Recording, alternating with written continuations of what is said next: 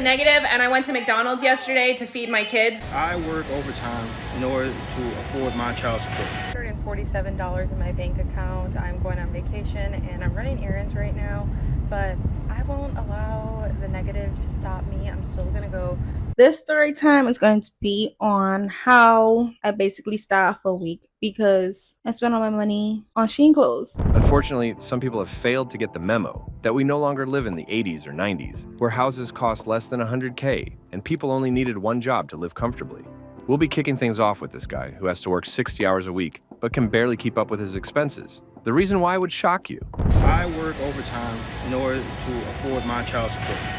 I pay every month I pay $1,500 and $1,521.65 in child support. $1,500 for child support. Pretty decent. Children have needs too, you know. Sounds like a decent dad trying to make his child happy. Nothing much to worry about. My baby mamas get paid before I do. So in order for me to be able to do anything else, pay my rent, feed myself, put gas in my goddamn car, I have to work overtime. The game is the game. Now on the surface, he sounds like every other parent, trying to give their parents the world. But with a little digging, I found this. He has 5 kids. It goes without saying that $300 per kid isn't the best. But sometimes, I'm forced to believe that a lot of adults out there fail to understand that having many children could also mean you're living above your means. Children are huge responsibilities. You have to feed and clothe them. Not surprisingly, people in the comments came after him too. I'm seeing from the comments it's for 5 children. Once you had the 5th, you should have known you're going to be working a lot. Completely avoidable, by the way. Vasectomies are cheaper. You could have stopped at one. Great advice, but turns out he didn't want any cause. He responded saying, "But why would I do that when I wanted all of my kids?" Now, while some people's financial state has them worried, others don't care. I have negative $247 in my bank account. I'm going on vacation and I'm running errands right now, but I won't allow the negative to stop me. I'm still gonna go fix my nails, drop off my dry cleaning. I have to pick up my passport for my ex, so all of that needs to be done before 12. It's 9:44. Will I get it done? Of course, I picked myself up a coffee because when you're running late, it's mandatory that you also get a coffee. Duh.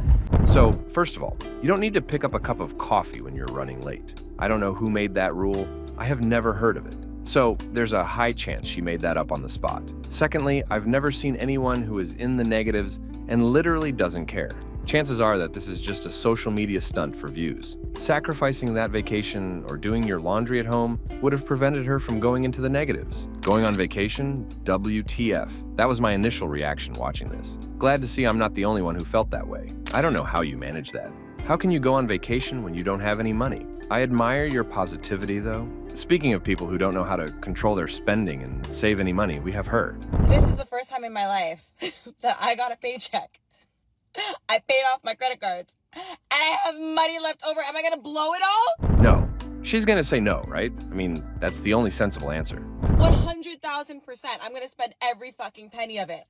I'm gonna spend every fucking penny of it because I also believe that money comes and goes. Like this might be the first time it happened to me at my big age, but it won't be the last. You know what I mean? Oh, damn. Why do people love getting broke? Being financially irresponsible is no joke, guys. If you're living in debt and finally get a big check that helps you pay off your credit cards and still leaves you with some money, why would you want to spend it all and go back to square one?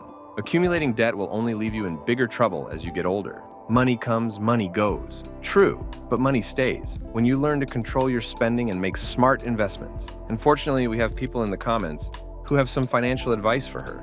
Not to be a party pooper, but what's your plan when you're old and don't want to work anymore? LOL, save and invest your money girly. Don't forget to pay your future self. You have to take care of her too. Don't think of it as saving money for an emergency fund. Think of it as building wealth and getting to actually keep your money.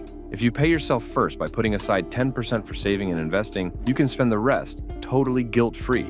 And next we have this college student who made clearing her carts a hobby and absolutely regretted it. I was in a new place, I was feeling myself, and I wanted some clothes. Ordering a bunch of clothes on Shein, and it was cheap. I don't know, in my head, because it was cheap, I could get more clothes. But I realized later when they add up, it don't really be cheap. Check my bank account, ordering, checking my bank account, ordering, you know what I mean? So I was ordering and I noticed none of the money was coming off. I don't know what I thought. I thought I was scamming Amazon or something. Girl, you were scamming yourself. Tell me why. You check on me. She asked me how much money I have. I didn't have no money. Now, this right here is the mistake a lot of people make. As the saying goes, little drops of water make a mighty ocean. The money you think is little could accumulate and grow into hundreds, maybe thousands, and in this case, make you broke. If you order stuff on Amazon or Shein and don't have unlimited money, track your spending, or better still, get only the things you need. I'm 29 years old and I no longer have a savings account. I'm making the most minimum payments on my student loans. I graduated college back in 2018, still paying off those loans. I'm living back at home. I don't have my own car. I obviously don't have a home. If you're not paying rent, don't own a home, and have never owned a car at 29, what have you been doing with all your money? Instead, you know what I do? I buy tickets on impulse to go to Italy, to go to Europe. I use Afterpay, I use Affirm, I use Klarna. I get my groceries on Instacart for the whole buy now, pay later feature. And I don't care. I really don't. You see, social media might have greatly influenced how a lot of people see money. If you're not paying your own rent, how do you not have savings for emergencies or the future? How's flying to Italy now more of a priority than having a stable income? Because clearly if you're using Afterpay, you're not making enough money. But if you keep spending all your money, you're going to be old without any money and will be left with no choice but to keep working all your life. It's great to spend money on things that are important and enjoyable to you. At the same time, if you just set aside $150 per paycheck, you'd have $500,000 by retirement, and you'd be doing your future self a huge favor. I understand this mentality, but the problem with it is that living this way means that things will never change. Time will pass, you will get older, and you'll still be in the same position. But it will be worse because you're older, not paying rent and still can't save, as long as you all keep the same energy in 20 to 30 years and don't blame others. And that's true. Decades from now, the people bragging about not saving, overspending, and being financially irresponsible might do a full turnaround and start pointing fingers. Inflation could double, money could lose its meaning entirely, anything's possible. But we know what it's like now, and preparing for it is the only smart financial decision to make. Now, while some people go broke slowly and never learn the lesson, others learn it fast. About a year ago, I made the biggest deal out of the fact that I was finally getting my big girl apartment because I had done the roommates, I had done the studio spaces, and I wanted a space that truly felt like properly mine. But the budget and my vision, they were not quite adding up. I just felt like I deserved a really nice space, a modern apartment, high rise, all of the things. And because my mind was made up that I was going to get this aesthetic, especially because I was up and coming on TikTok, I ended up getting an apartment that was out of my budget. I made it through the lease because I sacrificed multiple dinners out and multiple trips I wanted to go on, but when I tell you I was so ready to leave and it wasn't even that cute anymore because it was costing me so much money. This is another classic example of how social media really messes up with our expectations and pushes us to live above our means. We are constantly fed with all these wonderful aesthetics that influence what we really want and could end up putting some people in debt. Remember, you don't live in a hotel or a resort. Your home is meant to be functional and relaxing, not ethereal. I mean, if you can afford the most luxurious designs, that's fine. But if you can't, you don't need that expensive painting on the wall. You don't need a bed that costs thousands of dollars. And you sure don't need a more expensive refrigerator just to fit a certain aesthetic. If your little white fridge keeps your stuff cold, keep it. You are going to be glad you did. I'm 27 years old. I'm married. I have 3 kids.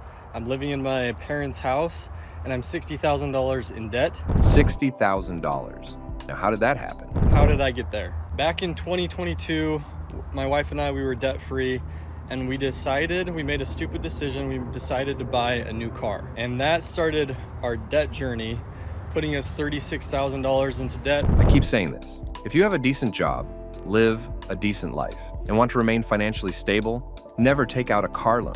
Yes, you get to spread out the payment over years and don't have to worry about parting with all your money. But in the long run, it's one of the worst financial decisions anyone could make.